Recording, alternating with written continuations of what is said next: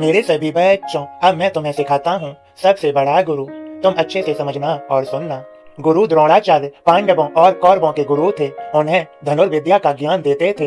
एक दिन एकलव्य, जो कि एक गरीब शूद्र परिवार से था, द्रोणाचार्य के पास आया और बोला कि गुरुदेव, मुझे भी धनुर्विद्या का ज्ञान प्राप्त करना है। आपसे अनुरोध है कि मुझे भी आपका शिष्य बनकर धनुर्विद्या का ज्ञान प्राप्त करना है। किंतु द्रोणाचार्य ने एकलव्य को अपनी व्यवस्था बताई और कहा कि वे किसी और गुरु से शिक्षा प्राप्त कर लें। यह सुनकर एकलव्य वहां से चले गए। इस घटना के बहुत दिनों बाद अर्जुन और द्रोणाचार्य शिकार के लिए जंगल की ओर गए। उनके साथ एक कुत्ता भी गया हुआ था। कुत्ता अचानक से दौड़ते हुए एक जगह पर जाकर भौंकने लगा। वह काफी देर तक भौंकता रहा और फिर अचानक ही भौंकना बंद कर दिया।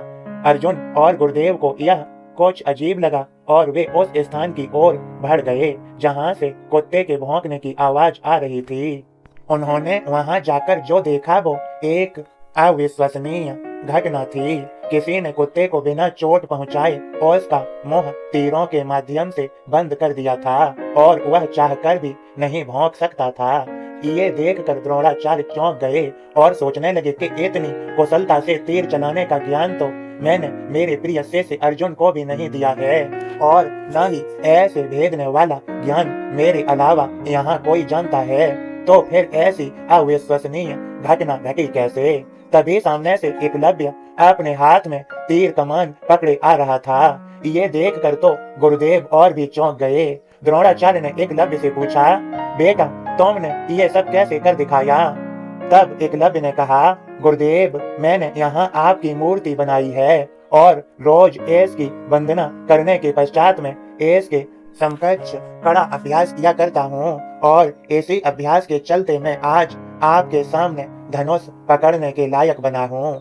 गुरुदेव ने कहा, तुम धन्य हो, तुम्हारे अभ्यास ने ही तुम्हें इतना श्रेष्ठ धनुर्धर बनाया है और आज मैं समझ गया कि अभ्यास ही सबसे बड़ा गुरु है। मेरे सभी बच्चों, समझ लो अच्छे से। करत करत अभ्यास के जड़ मत होत सुजान, रसरी आवत जात ते सिल पर परत निशान। कविराज वृंद। यह कुछ संदर्भों में कबीर दास द्वारा रचित एक प्रसिद्ध नीति परक दोहा है। इसका अर्थ है कि निरंतर अभ्यास करने से मूर्ख या मंद बुद्धि व्यक्ति भी बुद्धिमान और निपुण हो जाता है। ठीक वैसे ही जैसे कोमल रस्सी के बार बार आने जाने से कठोर पत्थर पर भी निशान पड़ जाते हैं। समझ गए मेरे बच्चों? इसके पीछे एक कहानी और भी है, मैं तुम्हें थोड़े से कुछ शब्दों के माध्यम से समझाई देता हूँ। एक शिष्य पढ़ने में बहुत कमजोर था। उसका पढ़ाई लिखाई में मन नहीं लगता था।